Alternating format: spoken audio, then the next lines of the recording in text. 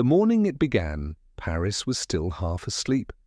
A soft drizzle clung to the rooftops, and the lamps along the Seine were burning out one by one, leaving behind faint halos of smoke in the damp air.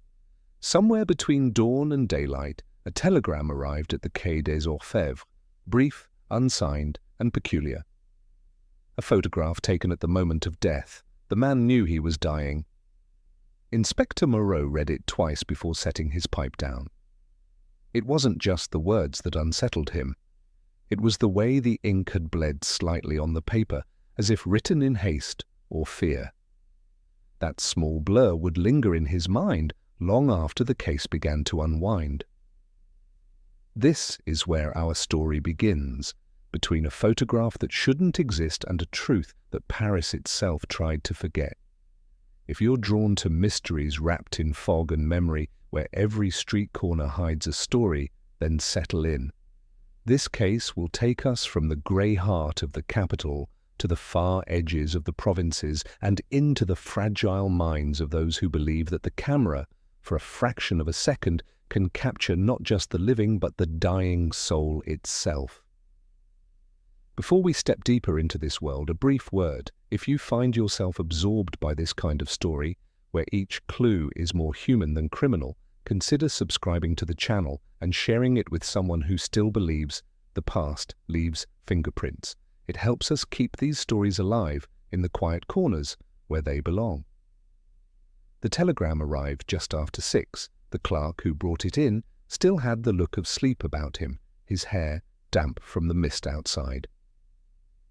Inspector Moreau sat at his desk by the window, the light still faint and blue, the Seine beyond barely visible through the morning fog.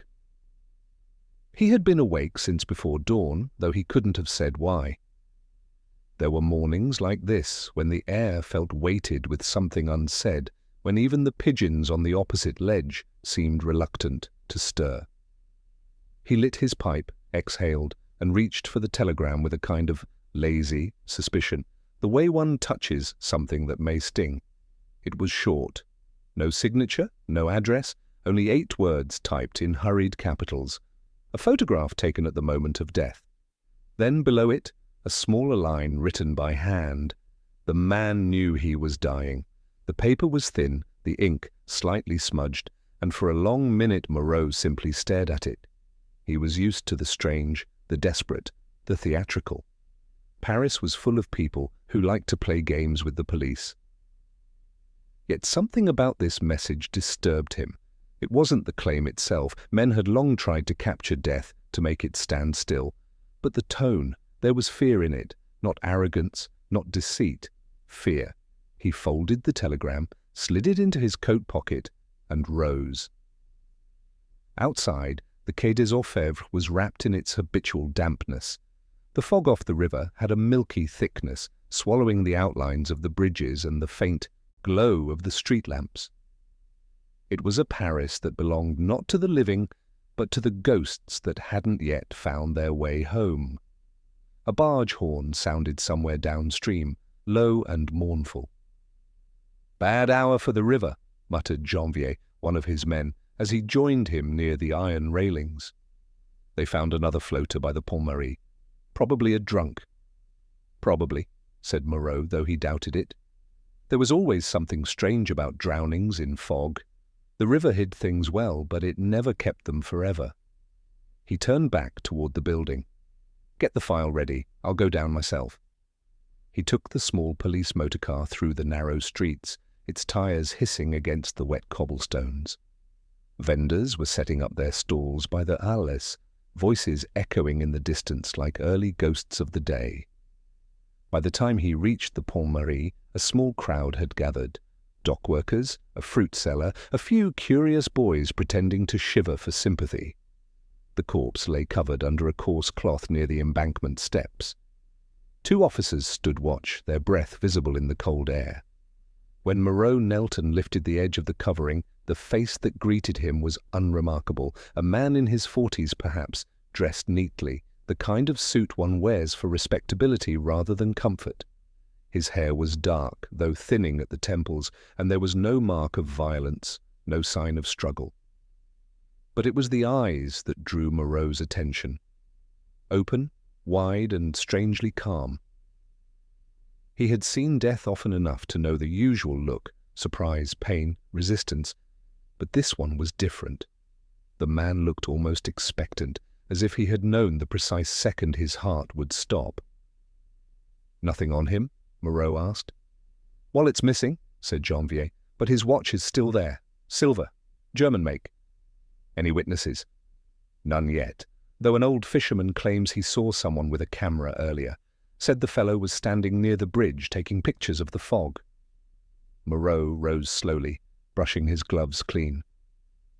"A camera," he murmured. "What sort?" "Didn't say, Inspector. One of those folding types, perhaps. The old man wasn't sure." Moreau's gaze wandered toward the river. The fog was thickening again, curling around the arches like slow smoke. He imagined the moment described in the telegram, the instant of death, caught in the frame of a lens. Impossible, of course. And yet, he turned back to Janvier. "Have someone check the local photographers. There can't be many who'd come here at this hour." Back at the quay, the fire in the grate was still smouldering from the night watch. He hung his coat, poured himself a small cup of coffee, and spread the telegram beside the death report. The two papers looked strangely alike, both thin, fragile, and unwilling to give up their secrets. He called for Lucas, an older officer with the memory of a clerk and the temper of a saint. "See if there's any mention in the morning papers," Moreau said. "Anything about a drowning near the Pont Marie, or a photographer?" Lucas nodded, then paused. "There was a notice yesterday. Something odd. An advertisement, small, near the classifieds. A request for viewers of truth through glass. Sounded like nonsense to me." "Find it," said Moreau. An hour later, the clipping lay before him. "Seeking witnesses of the invisible. Those who have seen the final light may inquire at 14 Rue des Ursulines. No name, only that. Rue des Ursulines, he knew it. A quiet street on the left bank, lined with old printing shops and forgotten ateliers. He'd walked it many times during other investigations, though never paid it much mind. He stared at the line again, the final light. It had the kind of phrasing only an artist or a madman would use. By noon, the fog had lifted enough for him to cross the river and make his way to the address. The building at number 14 was old, narrow, its facade peeling like dried paper. A faded sign above the door read, "Photographie Lemoine." The bell above the entrance tinkled softly as he stepped in. The air inside smelled of developer fluid and damp paper. A single gas lamp flickered at the counter, casting long shadows across rows of empty picture frames. Behind the counter stood a young man, pale and anxious, wiping his hands on a rag. "We're closed," he said quickly, then hesitated at the sight of the badge in Moreau's hand. "Oh, the police." "Inspector Moreau," he said, "I'm told this is the studio of a Monsieur Lemoine." The young man swallowed. "Was, monsieur? He passed away 3 weeks ago." "Recently, then?" Moreau let his eyes wander across the cluttered space. "And you are?" "Etienne, his apprentice. I come to keep things in order. His widow still lives upstairs." Moreau nodded. "Tell me, Etienne, did your master ever speak of photographing death?" The boy froze, his fingers tightening around the rag. For a long moment, only the faint dripping of a leaking pipe could be heard. Then he said softly, "He said he could see it, just before it came, in the eyes. Said the light changed, only for a second. That's when he took the picture." "And these pictures, do they still exist?" Etienne hesitated. "Most were destroyed after he died. Madame thought they were cursed." He looked up, his eyes wide. "But one is missing, the last one he took, the one the newspapers refused to print." Moreau felt the faint tightening in his chest that came whenever a case began to shift shape beneath his hands. "Do you have any idea who it was?" "No, monsieur, only that he came late at night, alone. Said he wanted a portrait, but that it must be taken as the soul departs. Monsieur Lemoine agreed. He said the man was calm, almost joyful. Outside, the church bell struck 1. Moreau turned toward the curtained doorway that led upstairs. "Tell Madame Lemoine I'd like to speak with her," he said. As he waited, he glanced toward a small frame on the counter, a faded photograph of a river, its surface perfectly still, a faint figure in the distance holding what looked like a camera. He leaned closer, feeling a strange familiarity in the composition, as if he had already stood on that very bank, watching the same fog. Then softly, a voice from the staircase. "Inspector." She descended slowly, wrapped in a shawl, her face pale but composed. Madame Lemoine carried herself with the weary grace of someone who had once been beautiful and now wore the remnants of it like an old coat. "I knew someone would come," she said quietly. "He said they would, after the photograph." Moreau's eyes narrowed. "Who did?" "My husband," she replied, "the night before he died. He said he had captured something no one should ever see." The silence that followed was thick enough to hear the faint crackle of the gas lamp. Outside, a carriage passed, wheels hissing over the wet stones. Moreau looked at her for a long time before speaking. "Madame, may I see his dark room?"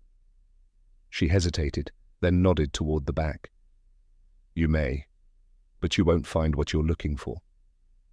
He followed her through the narrow corridor into a small, airless room. The smell of chemicals was stronger here, mingled with something faintly metallic. On the table, under a black cloth, lay an empty frame, its glass cracked. Moreau lifted it, and for a fleeting instant he thought he saw a reflection, not his own, but another's, staring back from the fractured glass. He blinked. It was gone.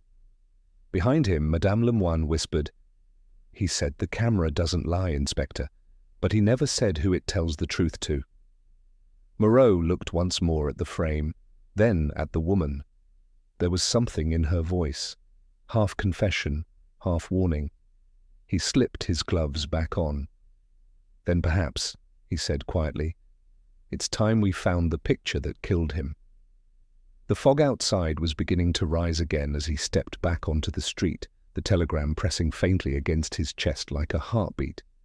Somewhere in the distance, the river murmured its slow approval. The street held its breath the way certain rooms do when the dead have only just left. Number 14 stood between a shuttered bookbinder's and a shop that sold holy cards and wax tapers, its facade peeling in lamplight shades despite the hour. Clouds drifted low and grey, and the roofs ran with yesterday's rain.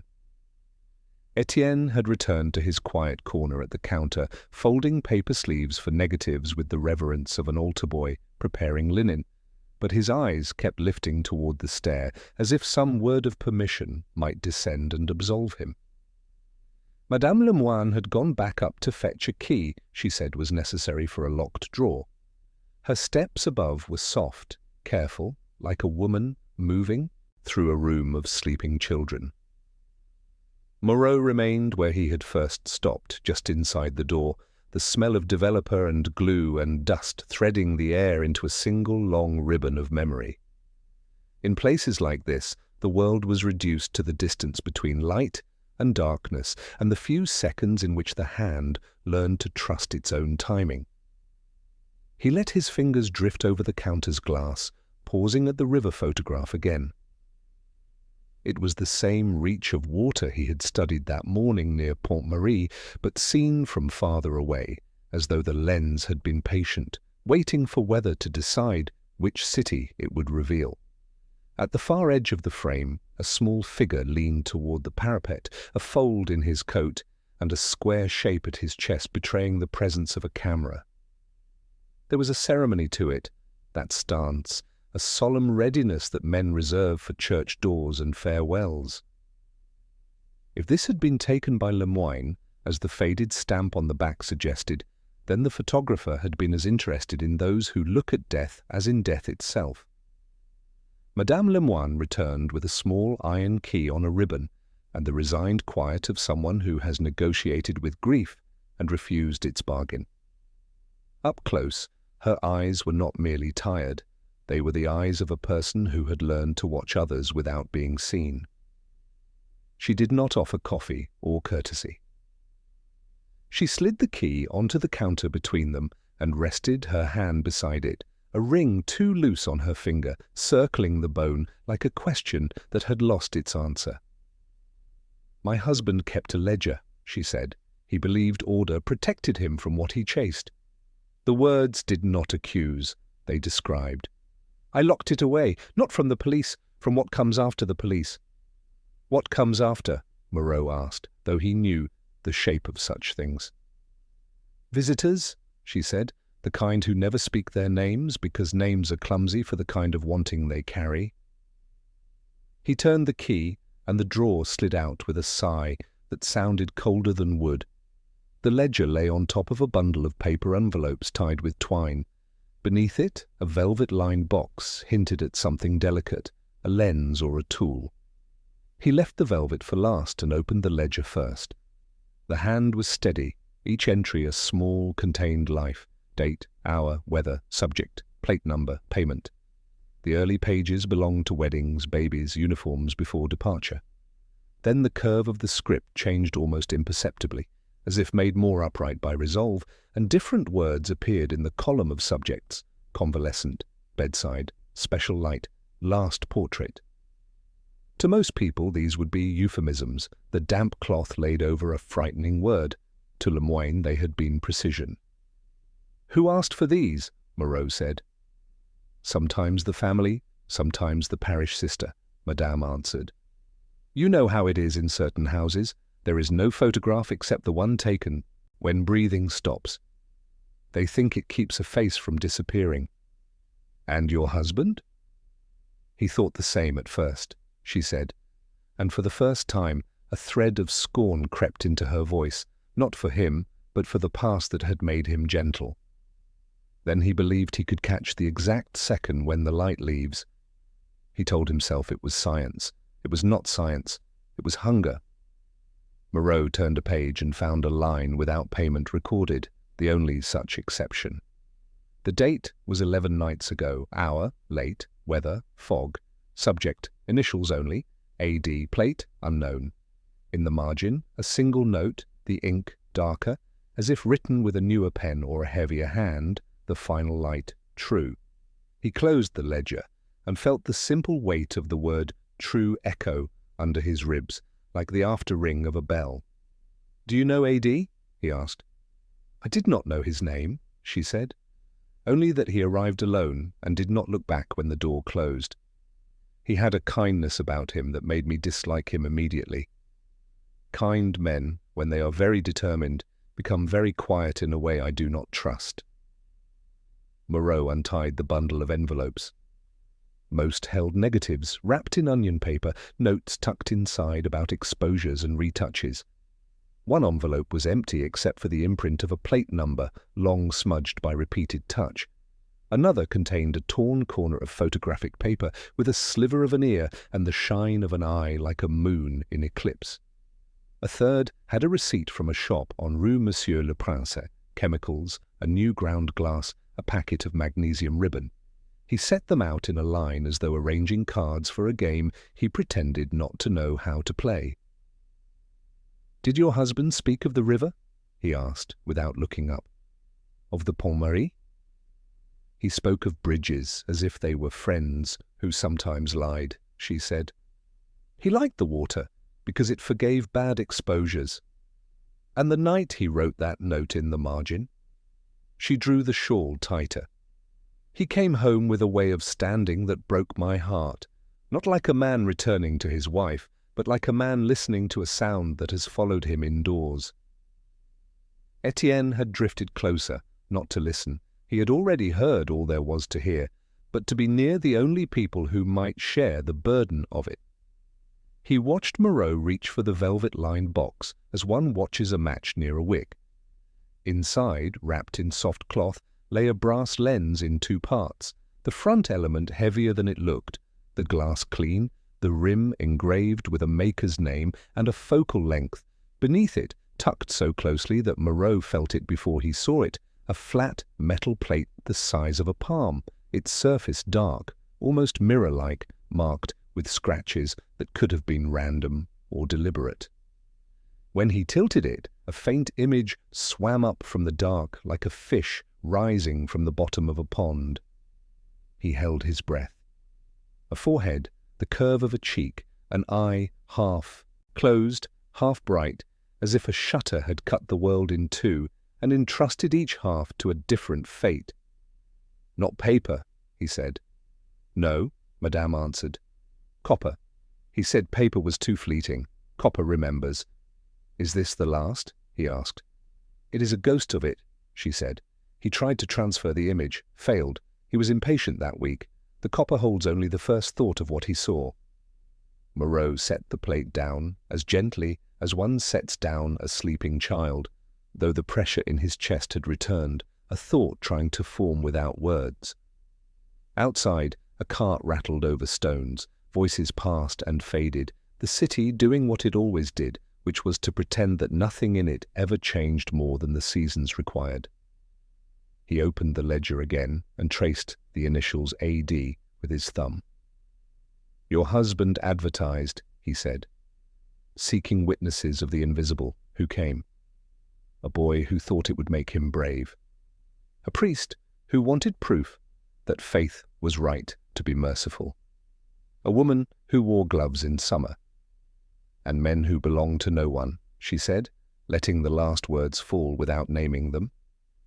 They asked whether he would bring his apparatus to a house where a gentleman had fallen ill, or to a room where a woman waited to die behind closed shutters. René said no to most of them. He still believed in permission. "René," Moreau repeated, the name and the ledger and the lens at last assembling into a man. "And the ones he did not refuse?" "He always returned a little thinner," she said, and then he began locking the darkroom from the inside. Moreau looked toward the back again. The corridor was narrow, and the curtain that hid the darkroom door had drunk so much chemical vapor that it seemed permanently darker than its dye. He walked down the corridor and felt the temperature fall by a small, exact degree, the way it does when a church alters from nave to sacristy. The door yielded to his hand with no protest now that he knew how it moved. The tray was as he had left it, the empty frame with its cracked glass, a small catastrophe that looked as though it had been rearranged to seem accidental.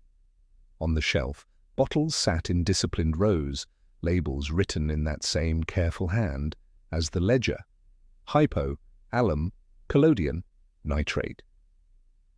He stood still and listened. Silence has layers, and good rooms hold them neatly. Bad rooms jumble them so that a person cannot tell whether he has heard something just now or a memory from 3 days ago. This was a good room, ruined by bad choices. He turned off the gas lamp, counted 2 breaths, and relit it to watch shadows retract and then advance. There on the far wall, near the wash basin, the faint oval of something that had once been pinned, its edges lighter where paper had shielded the plaster from years of lamplight. He measured it with his eye. It was the size of a portrait mounted for viewing. Above the oval, 2 pinholes close together, and below, a scratch that might have been made by a nail when the hand that removed the picture hesitated. He returned to the studio and faced Madame Lemoine with the bland question that often preceded the kind that hurt. "When did you take it down?" Her lips parted but made no sound, as if words had to pass through a sieve before she would deliver them. "The night before the funeral," she said. "I could not bear it looking at me. I wrapped it. I thought I had hidden it well." "And yet it is gone." "Yes." "Who else knew where you hid it?" "Only a boy who knows every keyhole on this street," she said without contempt. "And a man who knows how to talk to widows as if sorrow deserves privacy in exchange for cooperation." "Describe the man." "He smelled of a good barber," she said. He had a way of touching the brim of his hat that looked borrowed. His hands were clean, but the skin at the fingers had the yellow of a smoker who does not like to be seen smoking. She paused. He did not ask for money. He asked for forgiveness. For what? For trespassing, she said. I did not forgive him. Did he give a name? She looked at the ledger, not to read it, but to avoid his eyes for the length of a heartbeat. He said to call him Dupré, but it was not his name. Dupré is the name of a staircase in a house where no one lives. Etienne made a soft sound that might have been a laugh if a boy could laugh at such times. Moreau felt the name settle into his pocket with the telegram and the copper plate, a trio of weights that would balance each other until one fell away to reveal the other two for what they were. He moved to the door and opened it a fraction. The street looked the same, which meant it was different. A man with a newspaper passed, not reading. A girl carried a basket of onions that left the air sharp. Somewhere a cat knocked something fragile from a sill and was forgiven. Madame, he said, this man who smelled of a barber, if he returns, do not receive him. If anyone asks for copies of your husband's work, say nothing. And if you remember the slightest thing that seems of no use, send word to the K. She nodded, and the nod contained a history longer than her marriage. Inspector, she said, as he reached for the handle, if you find the photograph, do not bring it back to me. Burn it where you stand. He met her gaze, and for a moment allowed her to believe that such requests are simple when given to the police. He stepped out, and the bell gave its small tinkle of farewell. On the pavement, the air had a different temperature, as if the studio had been a pocket of weather sewn into the day. He paused to strike a match and failed the first time, the head crumbling into red dust that smelled absurdly of cinnamon. On the second strike, the flame held, the tobacco caught, and the pipe settled into its old rhythm. He thought of the initials, the copper, shine of an eye, the oval of clean plaster, the ledger's single word. The river had given him a body that morning, the studio had given him a reason. Somewhere between them walked a man who borrowed names and manners and took only what could not be replaced. A carter called to his horse and turned into Rue Saint-Jacques. In the sound of the wheels, Moreau heard a different sound, delayed by distance and lit by a kind of private magnesium flash, a shutter's click, timed to a heartbeat. Without deciding to, he began to walk toward the river again, not for the corpse this time, but for the path the photographer must have taken when he came to teach himself how bridges lie. He would stop at the tobacconist where men read the classifieds aloud to those who pretended they could not read them themselves. He would ask the concierge at number 12, who has seen every pair of shoes that has ever climbed those stairs. He would send Janvier to the shop on Rue Monsieur le Prince to ask why a man who already owned a lens had bought another as if he expected to see differently. As he reached the corner, Etienne's voice came after him, not loud, not brave, simply true. "Monsieur Inspector," he called, and Moreau turned. The boy stood in the doorway holding a small glass plate between two pieces of card to shield it from light. "I forgot," he said, breathless, a little ashamed. "This was under the wash basin, fallen behind the skirting. I did not show Madame. I did not want to trouble her." Moreau took the plate and lifted the card enough to let in a sliver of day. A blur resolved, then a figure, then a face that was neither dead nor alive, but on the edge between. A man looking past the camera, the way certain men look past a priest. The mouth was set not in fear, but in a kind of refusal that made refusal seem like prayer. In the corner, the faintest impression of a corner itself, a wall meeting another wall, and a line of water stain that must belong to the studio, not the river. He slid the plate back into its sheath and placed it safely in his pocket next to the telegram, next to the idea that copper remembers. "You have done well," he said to the boy, and the boy's nod was the small, relieved nod of someone who has not been punished for telling the truth. When he turned again toward the river, the city seemed to have leaned half a degree, enough to send all its small secrets sliding toward the quay. He walked without haste, because haste is the vice of guilty men, and he intended, for now, to remain innocent of everything except curiosity. The smell of the river followed him back to the Quai des Orfèvres. Even with the windows closed and the fire going, the dampness had a way of seeping through the walls, as if Paris itself were trying to remind him that no man ever solved a mystery the city didn't first allow. Moreau sat by his desk, the studio's darkness still clinging to his coat. On the blotter before him lay the glass, plate Etienne had given him. He'd examined it under every kind of light the office had, daylight through the shutters, lamplight, even the flame of a match, and each time it yielded something slightly different, as if the figure on it was shifting position between looks.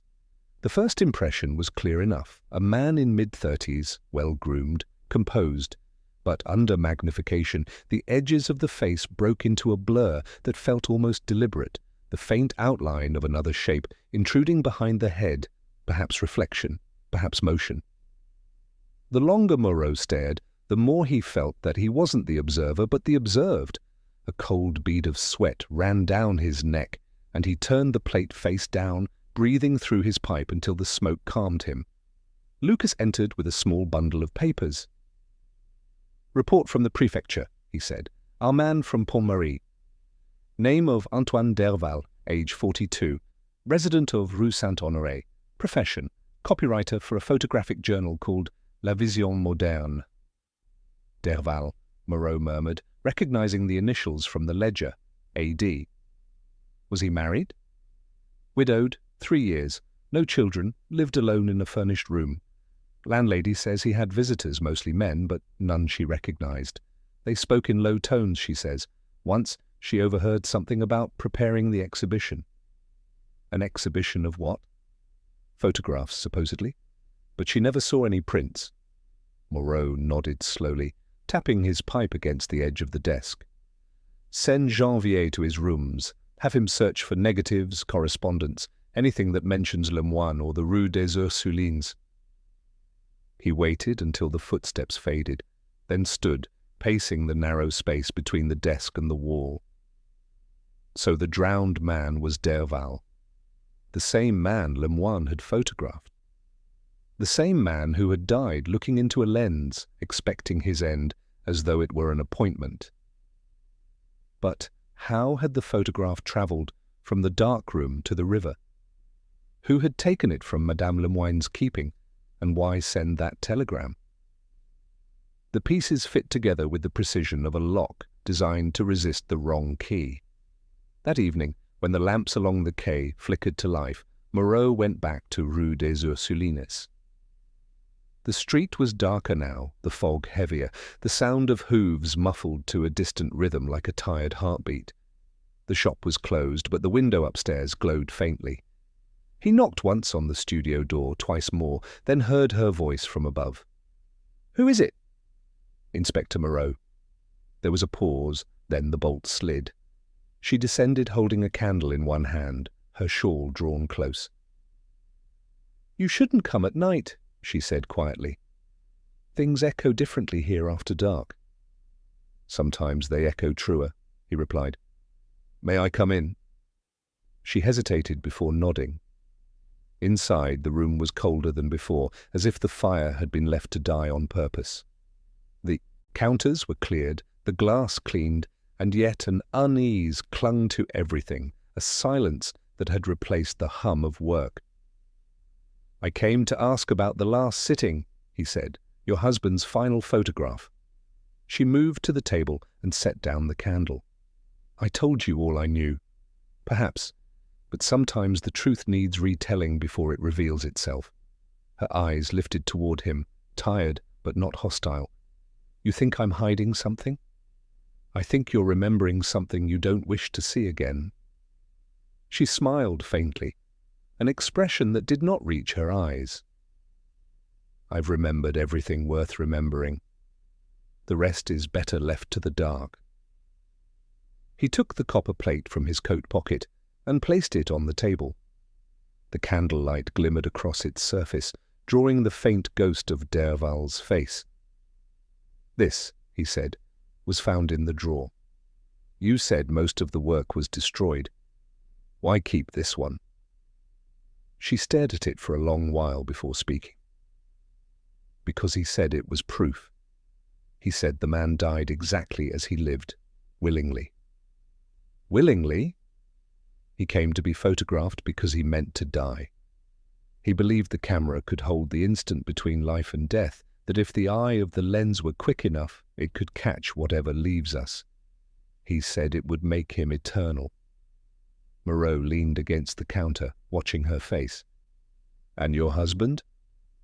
"My husband thought him mad, but madness flatters those who need it. They spent hours together.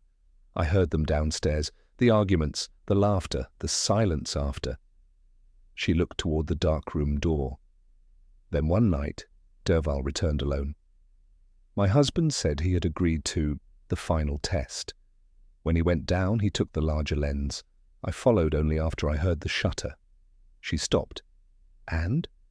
"I saw the man on the floor," she whispered. He was smiling.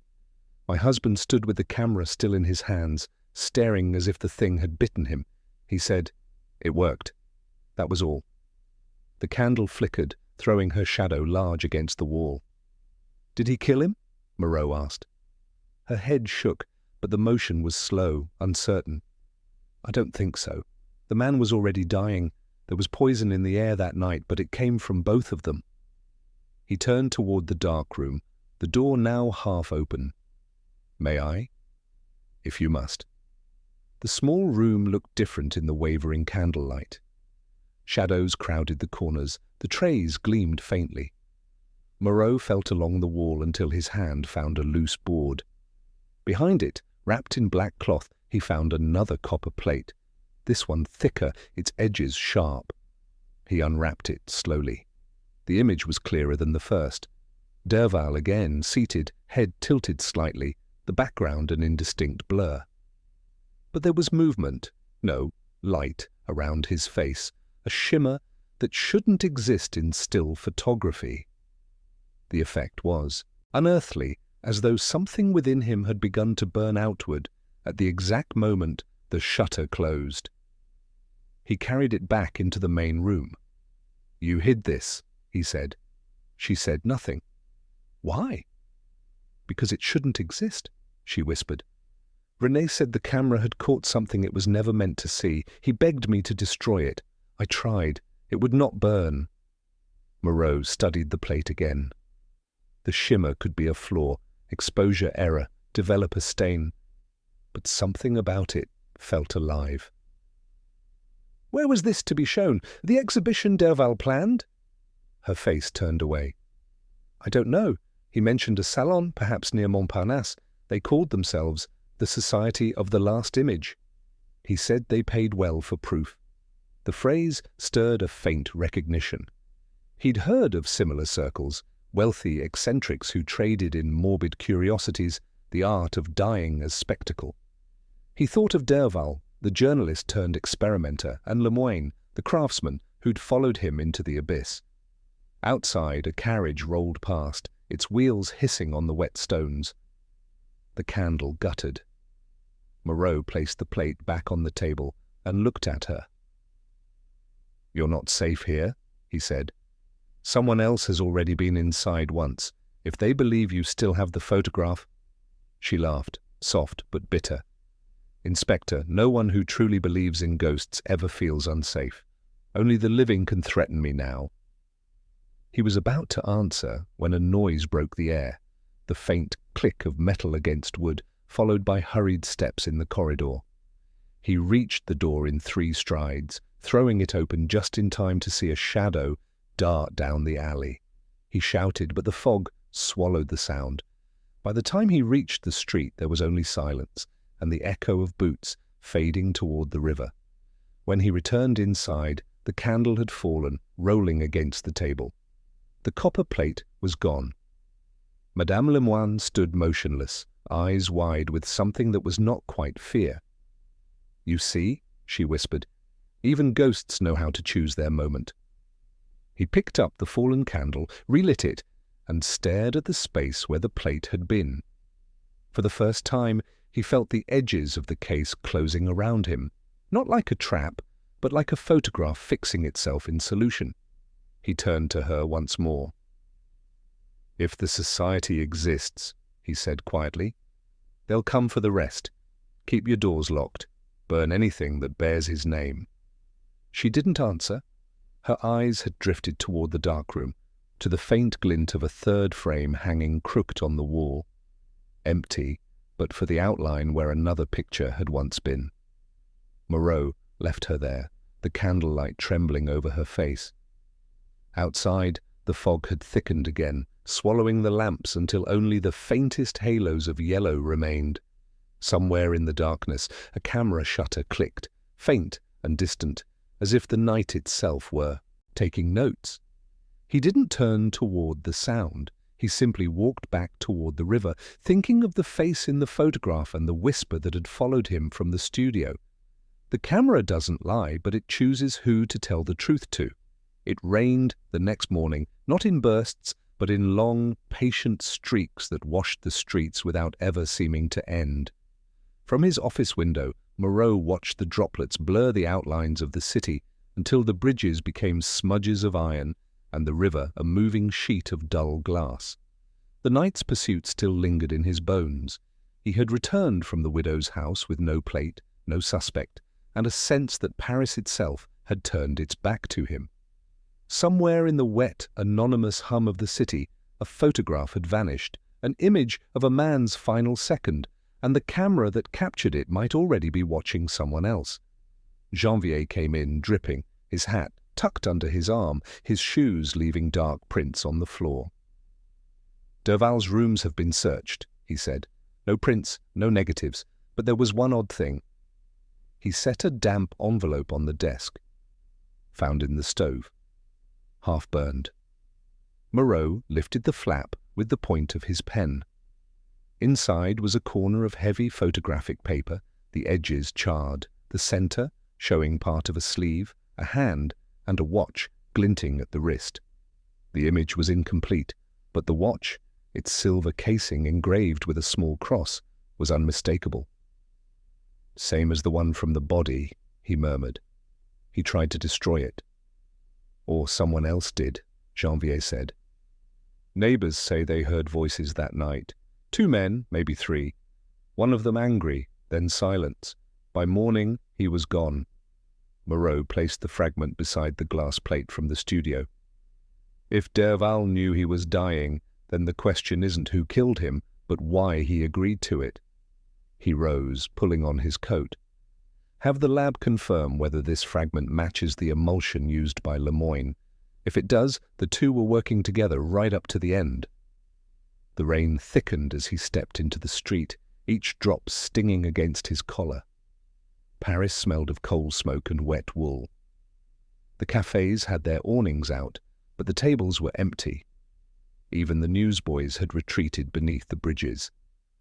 He walked toward the Pont Marie again, retracing the drowned man's last path. At the river's edge, the water churned darkly, swollen by runoff from the upper quays. He could almost imagine Derval standing there, camera in hand, watching the reflection of his own face dissolve in the current. A voice startled him. "Inspector." It was Lucas, umbrella tilted against the rain. "Message from the station master at Saint-Lazare. Said he thought you'd want to see this."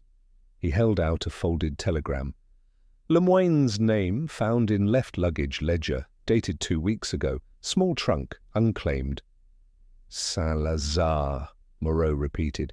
Then he was preparing to leave Paris, or to hide something before someone else did. They took the next tram. The platform smelled of wet newspapers and cheap tobacco. Porters shouted through the echoing hall, their voices swallowed by the hiss of departing trains. The clerk at the luggage office led them to a back storeroom where unclaimed trunks sat in dust and shadow. Number 47 was a small leather case, the lock stiff but unforced. Moreau knelt, inserted his penknife, and lifted the latch. Inside lay a set of wrapped glass plates, neatly labelled in Lemoyne's handwriting. The labels were ordinary enough: Child Montreuil, Widow, Rue Mouffetard. But between them a blank envelope, sealed with wax. He broke the seal and slid out a single photograph.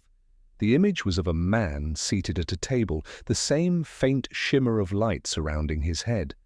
But this time Moreau recognized the setting, a café near the Odeon with its distinctive mirrored wall.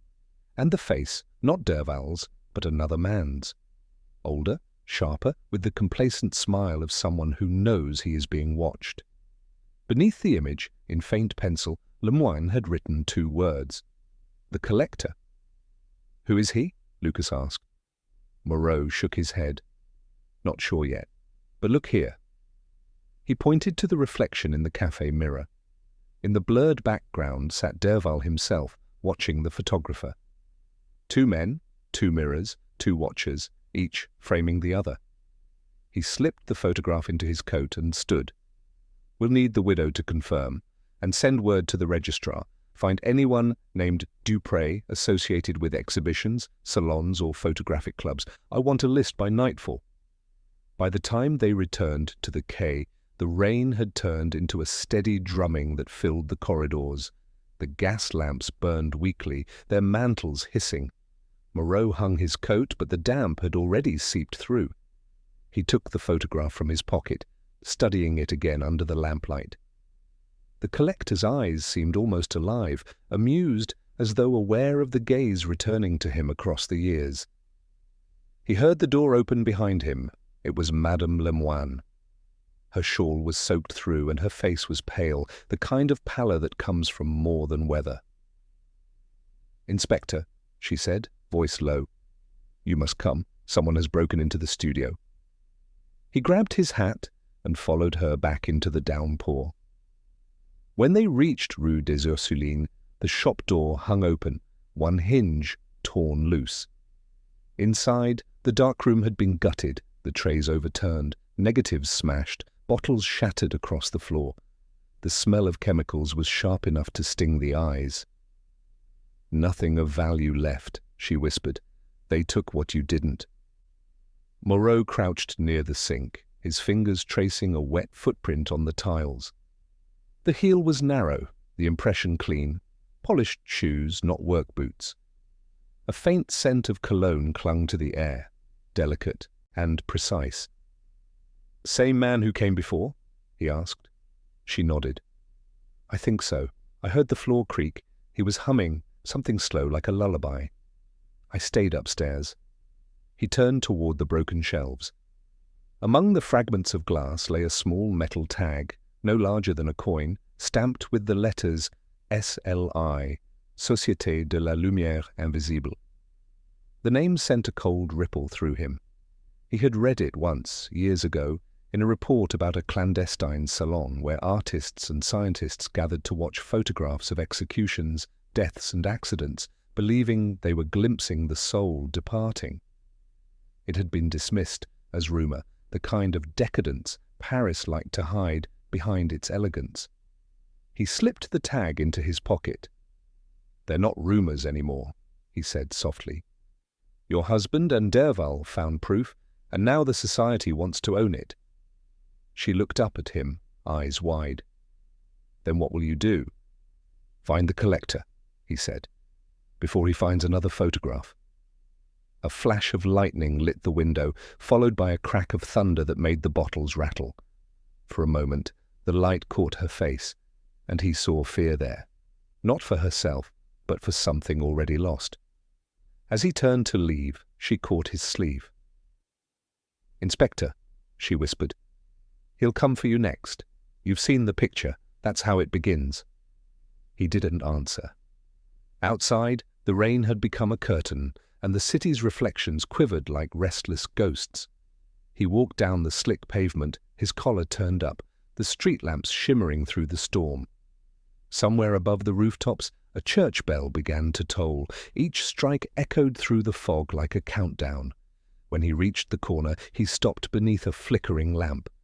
In the puddle at his feet, he caught his own reflection, blurred, distorted, and framed perfectly by the rippling circle of light. For an instant, it looked like a photograph developing in real time, and though he knew it was only rain, he could have sworn that something behind him moved, as if the city itself had leaned closer to watch. He didn't look back. The case, he knew, was no longer about death alone. It was about those who believed they could own the very moment of it. The rain was washing Paris clean, but not fast enough. The rain slackened toward dawn, leaving the streets rinsed and new, as if Paris had woken from a fever and could not yet remember what it had said in the night. Moreau stood on the platform at Saint-Lazare with a cup of bitter station coffee between his hands and the small leather case from Lemoyne's locker at his feet. The lamps along the iron ribs of the hall cast a brass glow over everything. Trains breathed like animals waiting to be loosed, and porters wove among trunks with the concentrated impatience of men paid by the minute. A telegram for the Rouen commissariat had been sent at 4. Request for records of itinerant photographers, fairground, exhibitors, and any occurrences of deaths publicly memorialized by image. He did not expect a reply before he arrived. Provinces answered at their own tempo, slower than Paris, but not necessarily less true. Janvier joined him with a folded newspaper that still smelled of wet ink. The headline concerned a minister and a budget. The city was already pretending to be ordinary again. "If SLI is what you think it is," Janvier said without preface, "they won't show their faces in a place like Rouen." "They showed them once," Moreau said, finishing the coffee and letting its heat anchor him to the hour. "Years ago, at a fair. Lemoyne's ledger hinted as much. If you want to find men who buy forbidden things, you can do worse than watch where the respectable go to be a little disreputable." The whistle cut their conversation in two. The train slid forward with the confident tremor of heavy steel set right upon its rails. Paris drifted away first in details, a poster, a boy's cap, a woman's sleeve, and then as a whole, a smear of slate roofs and smoky breath diminished by distance. Fields unrolled, winter bare, then a patch of poplars stood like cautious spectators.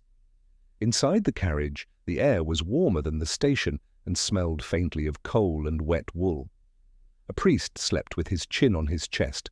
Opposite him, a woman in a hat too grand for the hour pretended not to notice her reflection in the window. Moreau turned the society's metal tag over in his palm until the letters lost their authority. SLI. It could stand for 100 harmless clubs, he told himself, 100 societies that sent invitations on thick card and congratulated themselves on their seriousness. And yet the memory of the copper plate refused to be domesticated by irony.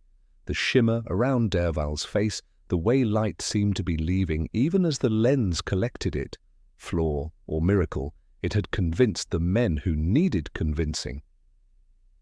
He tucked the tag back into his pocket and watched the country settle against the horizon. Rouen announced itself by its roofs, dark slate and crowded, and by the stubborn geometry of a cathedral that had been repainted by every weather known to Normandy. The station had a dampness particular to river towns, a taste of moss in the air. A constable met him at the barrier with the polite reluctance of a man who admires Parisian inspectors the way one admires actors, at a distance, safely. He introduced himself as Ferraud and had a face that looked as if it had been carved quickly with a sharp blade and then sanded down by humour. "You wrote about a photographer," Ferraud said as they walked through the hall. "We had one who made a fuss once. He came with a wagon painted with stars and angels.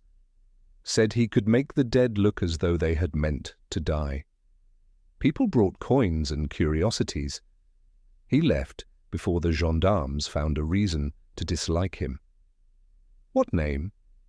"He called himself Monsieur des Anges." Ferraud's mouth quirked. It was a name for the stage. "Where did he work?" "A fairground on the left bank, past the fish market. But if you want information, you will do better at the Café Bovary near the old square. Men there know things they do not think they know." He paused. Your telegram asked also for exhibitions. We had a travelling show last year, calling itself The Last Image. They put velvet over the windows and let in only 10 at a time. Our bishop frowned. Our bourgeois laughed and went anyway. No scandal made it to paper. But a boy who worked the door broke his arm shortly after. He told his mother his luck had turned because he looked too long at something that did not belong to the living. They crossed a little bridge where laundry dripped from a line, and a cat inspected the water with the confidence of a creature convinced it had invented reflection. The Café Bovary kept its windows fogged just enough to flatter the faces inside. It smelled of coffee and onions and the heat that comes from the coal stove rather than the people huddled around it. Men turned their heads when they saw the badges and then looked away again, a choreography older than the Republic. "Who knows fairs?"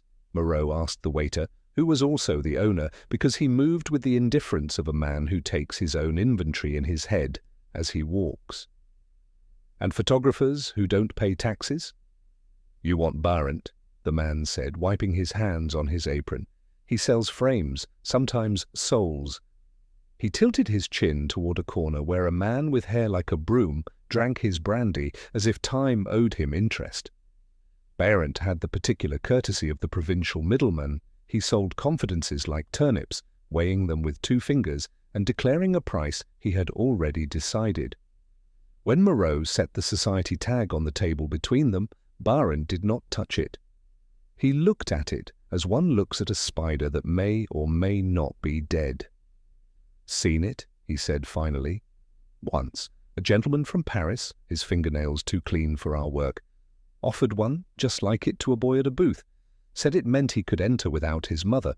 The boy let him in and came out with a look like someone had told him a joke about God." He sipped. "The gentleman called himself Dupré?" The name landed with the inevitability of a clock, chiming the hour it has been sliding toward all morning. "Describe him." "Barbered," Baron said, as if repeating Madame Lemoine's memory, without knowing he was repeating it. "Hat that had learned to be touched. Gloves. A smile that closed like a pocket watch when he decided he was finished with you.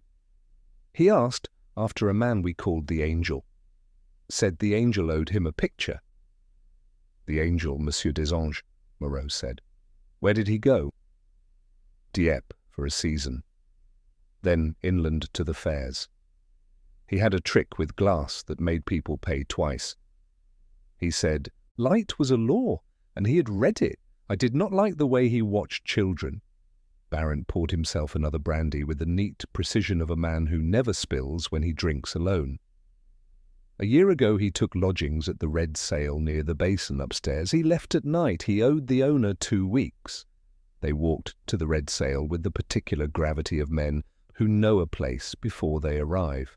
The proprietor was a woman with hair like wire and a memory that privileged injustice over sentiment, which suited Moreau. She remembered the Angel by the way he carried his case, horizontal, as if it contained a sleeping thing. He asked for hot water at odd hours, burned cloth in the sink, returned sometimes with hands that smelled of salt and iron. "Did he entertain clients?" Moreau asked. "He entertained debts," she said. "And once a boy who played the penny organ outside the basilica. The boy stayed only an hour and left with a face like a pale plate. After that the Angel laughed less." In the small upstairs room, whose window looked toward a slice of river and a bright scrap of sky that Rouen keeps for days when it cannot otherwise bear itself, Moreau found the signs he expected: a ghost ring on a table where a chemical bottle had sweated, pinholes at picture height in the plaster, a warped floorboard that gave under a boot heel. He knelt and pried it up, releasing a memory of damp that made his throat taste of old paper. In the cavity lay a narrow envelope that had not been sealed well enough to keep out air. Inside, a calling card that was not a card at all, but a clipped corner of photograph with a hand-written address in Paris and no name, a townhouse off the Boulevard Saint-Germain. Below the address, a date that belonged to the week Lemoine had noted the final light, true. Moreau folded the scrap, slid it into his wallet, and stood. The window's view, modest as it was, took hold of his eye. On the quay below, a man in a dark coat leaned against the parapet, not quite watching the water. He had the stance of someone pretending to be unobserved. When the man adjusted his hat, the gesture was practiced, borrowed from a gentleman he had seen once, and then decided to imitate forever. Moreau watched him turn, and for an instant the face was no more than a smudge against the daylight.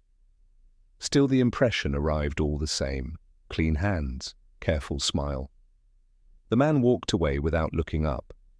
"Dupré," Janvier said softly, as if naming a superstition might anchor it. "Or a man wearing the name," Moreau answered. "They come with replacements, the way some men carry spare cuffs."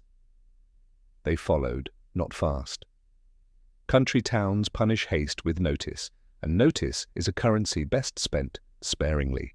The man kept to the streets that favoured mirrors, shop windows, puddles shallow enough to hold faces, a butcher's glass where a pig's head reflected alongside passing hats.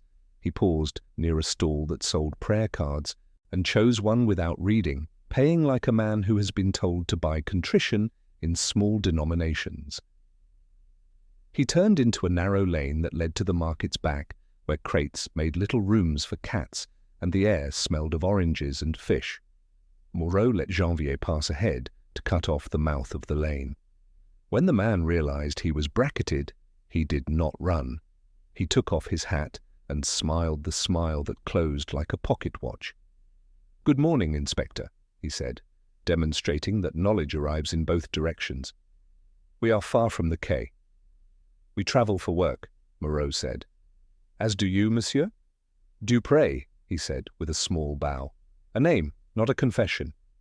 "Where is the angel?" "Which one?" He glanced toward the cathedral spire, amused by his own blasphemy. "Names are ladders. One must choose the right rung. I represent gentlemen who love clarity. They've heard rumors of an image that refuses to forget. They wish to correct rumor into proof." "Proof of what?"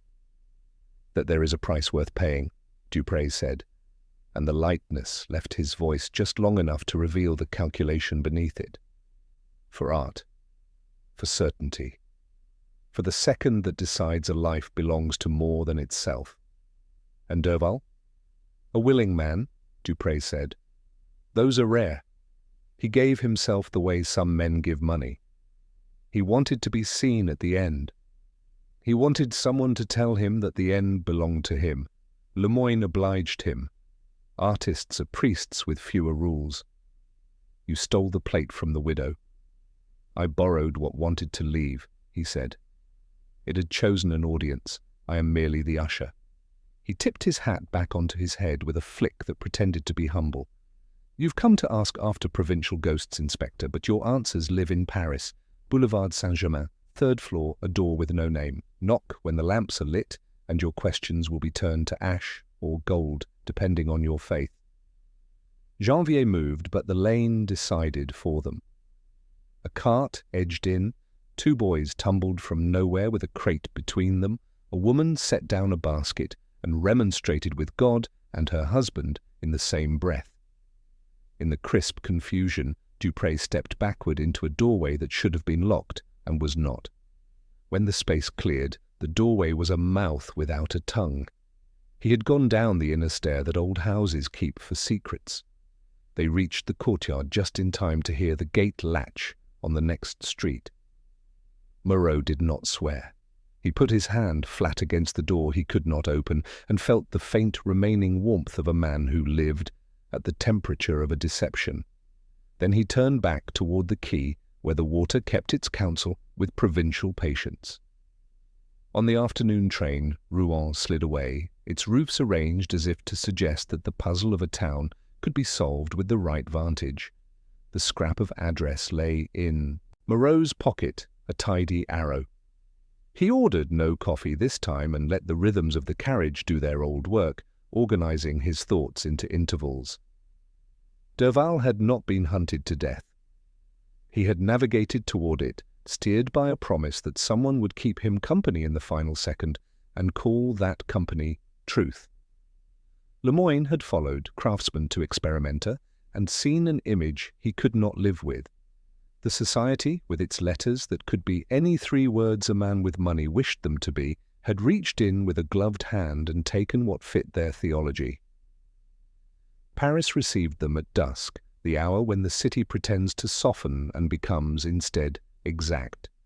The lamps along the boulevard kindled themselves as if by agreement, carriages sounded with that muffled dignity the rich insist upon, and the Boulevard Saint-Germain unrolled like a thought that had been waiting for him. He pictured the nameless door, the 3rd floor, the hush of a room where velvet performs the work of conscience. As he crossed the river, he paused at the parapet and looked down.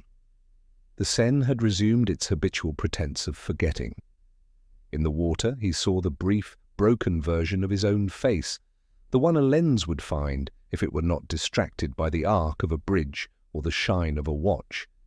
He wondered, not for the first time, whether the camera tells the truth to the man behind it or to the one caught inside. He lit his pipe and watched the flare paint his fingers with a light that had nothing to do with revelation. He thought of Madame Lemoine's voice when she said, "Burn it where you stand." He thought of Duprez's pocket-watch smile closing around an invitation. He thought of the initials Lemoine had written where a name should have been, and of the ledger's note, "The final light, true." The boulevard waited. The city's breath rose and fell like a sleeping chest that sometimes only pretends. He walked on, not fast, toward a door that would not have a name until he gave it one. The address on the scrap of photograph led Moreau to the kind of building that Paris hid in plain sight, 3 floors of quiet stone on the Boulevard Saint-Germain, shutters too clean for neglect, too dusty for pride. From the street it seemed abandoned, from the doorway it seemed to be listening. He waited until a carriage passed, its wheels echoing like distant applause, before climbing the worn steps. The brass knocker was cold as a coin, and when it struck the door, it made no sound that belonged to the present. An old concierge opened, a woman in black with a key ring large enough to weigh down a conscience. She looked at him as if she'd already taken his measure. "The gentlemen are not receiving," she said. "I'm not a guest," he replied, showing the badge. "Only a man with questions." Her eyes flicked to the badge, then to his face, as though deciding which was the disguise. "3rd floor. You'll find the questions waiting for you." The stairwell smelled of wax and forgotten music. Gas lamps along the wall flickered with the careful precision of hands lighting one another in a ritual. At the landing, a pair of double doors stood open to a room lined with velvet curtains. The air was warm, perfumed faintly with chemicals and cologne. A phonograph played something slow, a violin piece that paused often enough to make the silences seem deliberate. 5 men sat around a low table. None turned when he entered. Their conversation stopped only after the record clicked to its end. The one nearest the window, silver-haired, skin the colour of old paper, looked up first. "Inspector Moreau," he said, as if greeting a rumour he had been expecting. "We wondered when the river would send someone." Moreau stayed just inside the door. "You know my name." "We make a study of men who chase ghosts," the man said. "Please, sit. You've already been seen." On the table lay a dozen photographs arranged like playing cards. Each showed a person on the edge of something, eyes half closed, lips parted, a blur of motion caught before it became stillness. Some were ordinary deaths, illness, accident. Others looked like performance, death as theatre. And in each, the same signature shimmer, a distortion of light that drew the eye, even when it wished to look away. "You call yourselves the Society of the Last Image," Moreau said. "Others call us that," said another man, younger, handsome in the way of advertisements. "We call ourselves custodians. We preserve what the world refuses to acknowledge, that a man's truth is clearest the instant he leaves it behind." "And you pay photographers to watch that instant?" The silver-haired one smiled.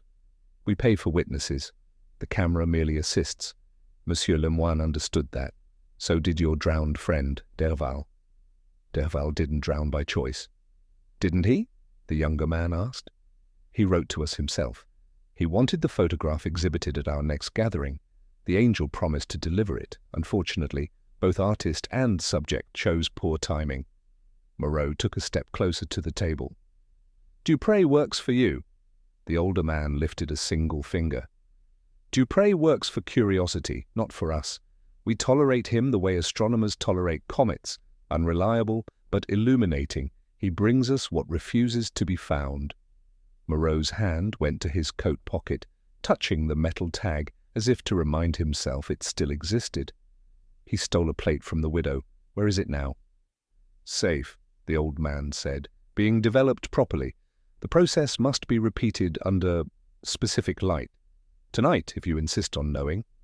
He gestured toward a curtain at the back. You may watch, if you believe you can. Behind the curtain, the room narrowed to a gallery. Black drapes covered the windows, and a single lamp cast a cone of pale light onto an easel.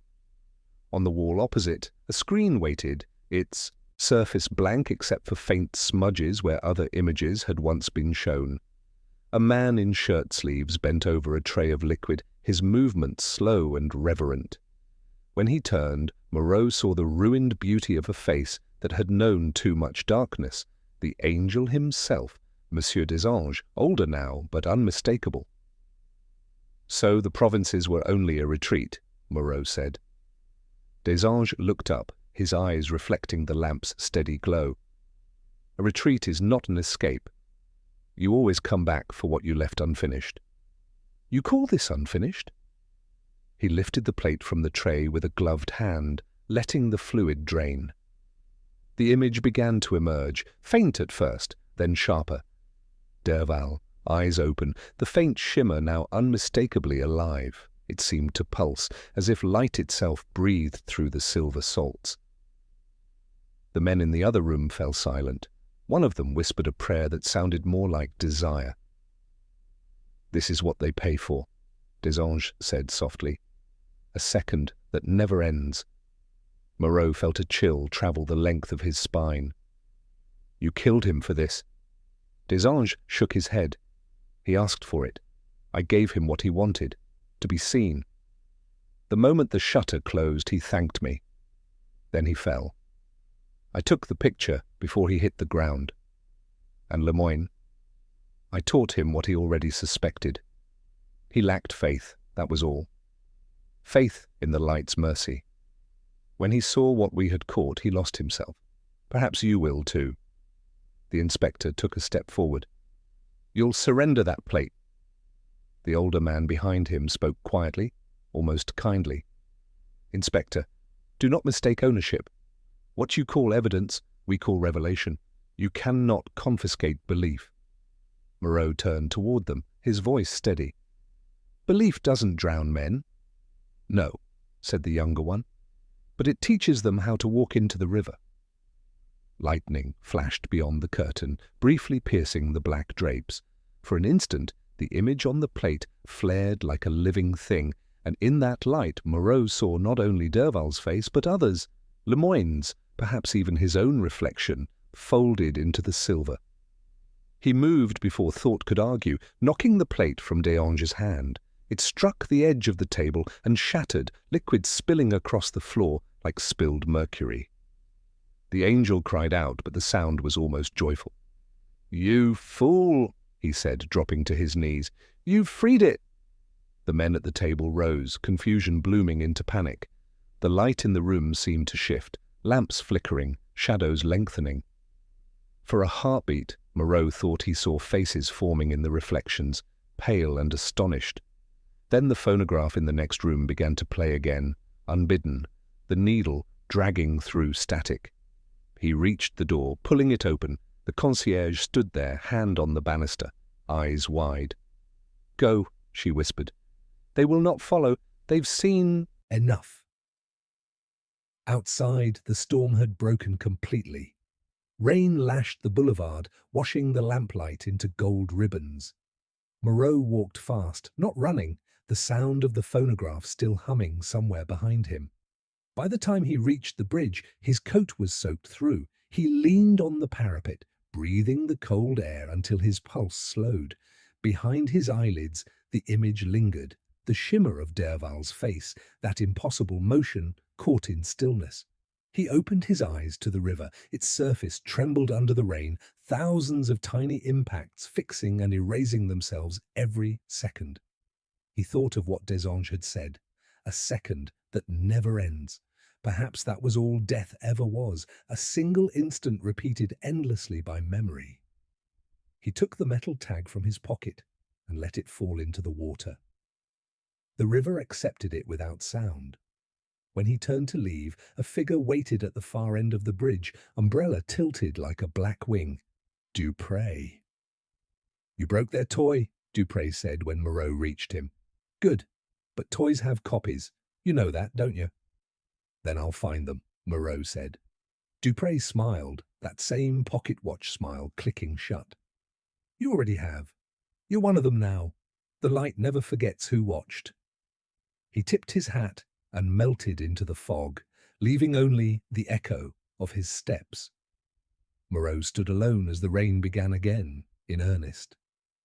The city glimmered under it, every puddle a fragment of some greater photograph still being developed.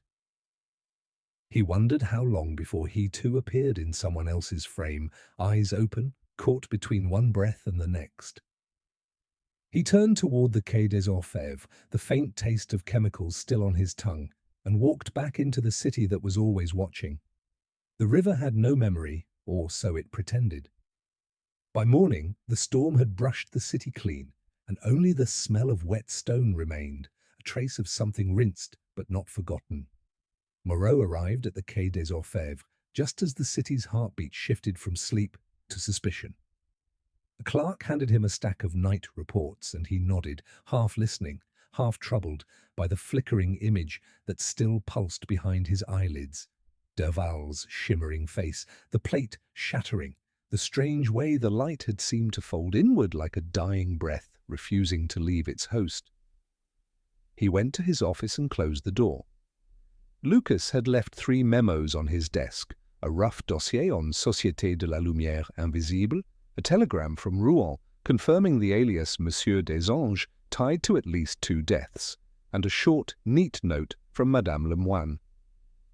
"The studio is closed. I have gone to my sister's in Tours. If you ever find the last plate, destroy it." The message was unsigned. The line below, faint, like the trace of a tear, seemed to mirror the clean edge of the empty frame he had seen in her dark room. He unfolded the photograph from the trunk. The collector seated at the café near Odéon. He studied the reflection again. Derval, partially hidden, staring not at the camera, but at the man who sat in its path.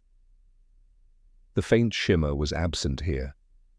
This was no death capture, no last instant. Yet something about the collector's eyes was wrong. There was no focus in them, no awareness.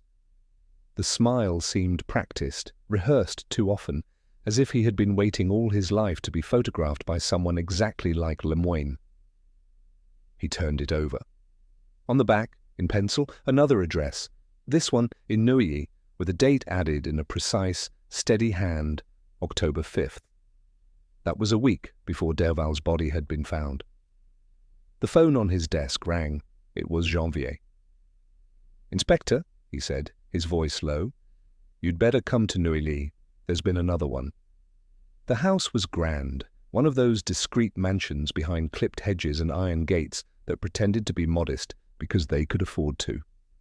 A doctor's car stood just outside the entrance, its rear doors open. Inside the hallway, the air smelled of polish and something floral, too sweet, like perfume left too long on skin. Janvier met him near the stairs. "Name's Delaroche, industrialist, married, 2 children. Servants say he'd been entertaining a guest last night. Both retired early. This morning, the butler found him sitting upright in a chair, dead, no sign of struggle. Doctor says heart stopped clean." "And the guest?" "Gone. But look here." He led Moreau into the study. On the mantel sat a large format photograph in a silver frame. The surface was clean, but the image, still developing, still fading, was unmistakable. Delaroche, seated, eyes half closed, head leaning slightly forward. Behind him, the faint outline of another figure. The background lamps gave the same pale shimmer, still unreal, still inappropriate for earthly light. "This was taken last night," Janvier said. "The wife swears it wasn't here before. They don't even own a camera." Moreau approached it slowly, the air thick around him. The shimmer in the photograph was weaker than Derval's, but still there, a ghost of a ghost. His stomach tightened. "He's practicing," Moreau murmured. "The angel, or whoever's left in his place, refining the process. No river this time, no theatrics, just a quiet death and a perfect image." "And the figure in the background?" Janvier asked. Moreau stared. The figure was blurred, indistinct, and yet familiar. The height, the tilt of the shoulders, it matched the angel as he'd seen him emerging from the darkroom. But there was something else. A softer outline, a shift of fabric that spoke of someone else. Moreau leaned closer. The faintest suggestion of a shadowed face, a pair of eyes, a reflection perhaps. Someone who did not realize they stood in the frame. "It's not just the subject," Moreau said quietly. "He's recording the observer too." A rustle by the door made him turn. Delaroche's widow stood there, her handkerchief trembling in one hand. Her voice was calm, too calm. "He said he was from a society of collectors," she whispered. "He told us he wished to present my husband's likeness at a private exhibition. My husband thought it flattering. He always enjoyed being seen." "What did this man look like?" Moreau asked. "Like anyone," she said. "That was the terrible thing. You could pass him on the street and never think him capable of—" Her voice caught. "He brought a small case. He asked for dim light. He said the picture would develop differently that way." Moreau nodded slowly. "Thank you." His hand went to the frame. The glass was cold. Later, back at the quay, he placed the photograph on his desk beside the others. He could feel the connections forming, not just between images, but between people, places, and the invisible line each of them thought they could cross alone. Lemoine had wanted truth. Derval had wanted immortality. The angel had wanted control. And the society? They wanted to watch. But someone else was in the room now, someone in the background, someone who didn't know they were part of the picture. He thought of the copper plate, now shattered. The image released into the air like a rumor. The angel had said it was freed. He shivered. There was a knock. Lucas stood in the doorway.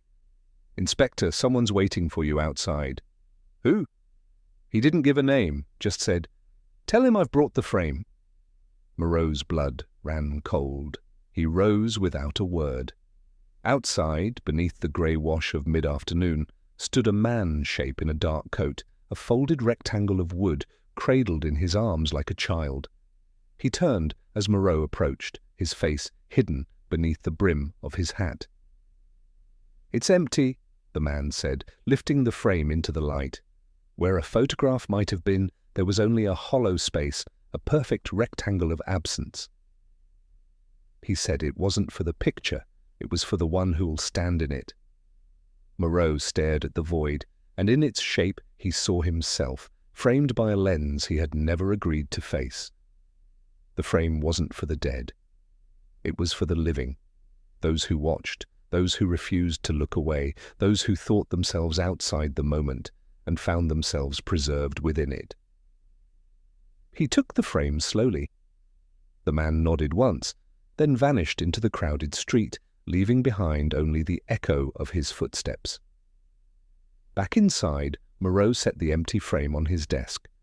For a moment, the room was utterly still. Every tick of the clock sounded like the click of a shutter.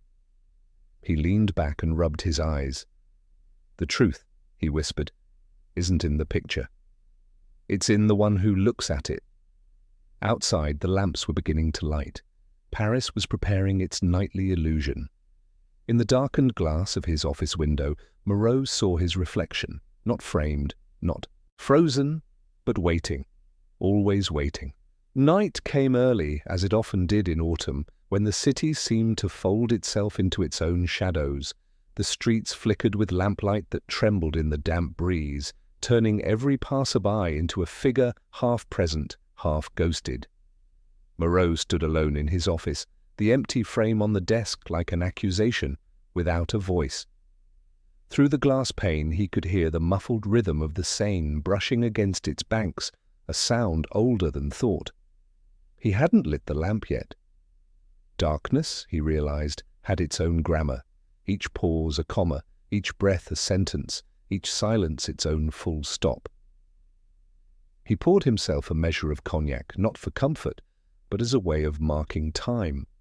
The frame lay flat before him, its edges still cold, waiting. It reminded him of the lines in Madame Lemoine's letter, the parts where she had not written anything at all. She was right to leave Paris. Anyone who stayed too long under its roofs risked appearing in someone else's story, framed by someone else's truth. And perhaps that was the truest danger of the photographs, not what was seen, but what they made the living believe about themselves. A match flared behind him. He turned. Dupré stood near the doorway, a cigarette between his lips, lighting it with the casual finesse of a man who knew he had already been forgiven by every room he'd ever entered. The cigarette's glow briefly illuminated the sly arch of his brow. "You should lock your door," he said. "And you should stop walking into places uninvited," replied Moreau. "And spoil all the fun?" Dupré exhaled a thin stream of smoke, watching it drift up like a private ghost. He walked toward the desk, glancing at the frame. "Ah, so you've received the gift." "I didn't request it," he shrugged. "Nobody ever does. That's part of its charm." Moreau sat down, folding his hands. "This time, you'll give me a straight answer. What do they want?" Dupré tapped ash into a nearby saucer. "Nothing unreasonable. Just one more picture, one more truth to collect before the light changes." His smile vanished. "But they've lost control, Inspector. The angel des anges. He's gone further than even they wished. The society doesn't mind the idea of death, but it does mind when the dead start lingering in places they shouldn't. You saw it in the broken plate, the shimmer, the unfinished face. That's not mere exposure. What is it then? Memory, a kind that doesn't fade, something caught between life and death, like a sentence no one can decide how to finish." Moreau's throat tightened. He remembered the way the room had seemed to breathe when the plate shattered. The eerie hush, as though something had been let loose. "Why come here?" "Why warn me?" "Because you, my friend, are in the frame now. You've stood too close to the lens. Lemoine knew it. Derval knew it. Even the widow, in her own quiet way, knew it. It's not the dead you should be afraid of. It's the moment after they leave, when the light refuses to shift." Outside, a carriage rolled by, its lanterns carving pale circles into the street. Moreau watched them fade, then turned back to Dupré. "So what happens next?" Dupré looked genuinely curious, as if he hadn't yet decided whether to stay or flee. "That depends on you. Do you follow the light until it blinds you? Or do you turn away and let it burn someone else?" He leaned closer. "One more plate remains, one more image, taken last night. Not of Delaroche." Moreau's pulse quickened. "Then who?" Dupré's eyes sharpened. "You, or rather, your shadow? The angel found you on the bridge. The frame is for what remains when the shadow learns it's also been observed." There was a pause, long enough for the clock to strike 8. The sound came slowly, as if the hour itself were unsure of being named. "I'll find him," Moreau said. Dupré nodded lightly, as though hearing the answer he'd expected. "He's at the last place light refuses to leave, Inspector, the morgue, where the unclaimed wait under glass, not for burial. For their photograph," Moreau said quietly. Dupre finished his cigarette and crushed the ember. "You're learning." He turned to go, then paused. "You can't destroy what's already been seen. You can only refuse to look again." He left as softly as he'd come. The office fell still. The rain had started once more, faint but certain, brushing against the windows like a whisper with no language left. Moreau reached for his coat and the empty frame. He didn't know why he took it, but something in its unfinished space felt necessary, like a mirror that had not yet chosen which truth to reflect. The morgue by the Seine had changed little in 20 years. Low, wide and uncomfortably quiet, it was the last public theatre where citizens came to make peace with the bodies of strangers. Now it was nearly empty, save for the watchman who barely looked up when Moreau entered. The inspector crossed the tiled floor, his footsteps careful as though afraid to wake the ones behind the glass. In the third room, he found him, Desange, standing near a table of photographic equipment, a camera, copper plates, chemicals in unlabeled jars. His coat had been taken off, sleeves rolled to the elbow. The posture was priestly, his expression beatific. "I knew you'd come," the angel said without turning. "The city called you here. It knows what you've seen." "I saw a man die in a photograph, and a photograph coming alive," Moreau said. "I saw faces caught between frames." "Ah," Desange whispered. "Then you saw the truth. Death is not still. It trembles, it whispers, it resists being carried." He picked up a plate from the table. "This is the last one. I've made it perfect. After this, the light will belong to itself again." Moreau stepped closer. In the plate's surface, he saw the faint outline of his own face, eyes wide, mouth set not in bravery, but in widening realization. "You took this of me," he said. "I took what you gave," Desange replied. "You stood on the bridge, thinking you were alone. But even shadows cast shadows. That is what the camera knows." He lifted the plate, poised to set it into a chemical bath. "No," Moreau said. "This ends now." Desange laughed softly. "You cannot end a story once it's been exposed. You can only decide whether to develop it." Moreau reacted before thought. He lunged, not at the angel, but at the table, grabbing a flask of silver nitrate and hurling it to the floor. Liquid splashed, fumes rising. Desange cried out, dropping the plate. It hit the tiles and cracked cleanly in two. For an instant, a soft glow shimmered along the break, as if a message trying to escape. And then it died. The angel knelt, clutching the broken plate as though it were a dead child. Moreau stood, breath trembling, watching the fluid creep across the floor toward the drains. "It's gone," he said. "Not gone," Desange replied, voice hollow. "Only unseen." The watchman entered, alarmed by the noise. Moreau turned to him. "Call the prefecture and tell them to bring gloves. There's evidence that needs to be collected." The angel did not move. The broken plate lay in his lap, the image erased, the shimmer extinguished. Later, outside, Moreau stood on the quay as dawn began to lift itself through the fog. He held the empty frame at his side. The rain had stopped. The city felt lighter, not kinder, not healed, but emptied of a ghost it no longer wished to carry. He looked into the Seine. This time, the water did not hold his reflection. Only the movement of current, the insistence of time. He let the frame slip from his hand and fall into the river. The wood made hardly a sound as it disappeared. "The light never fades," he murmured, "but it can lose its audience." Paris remained.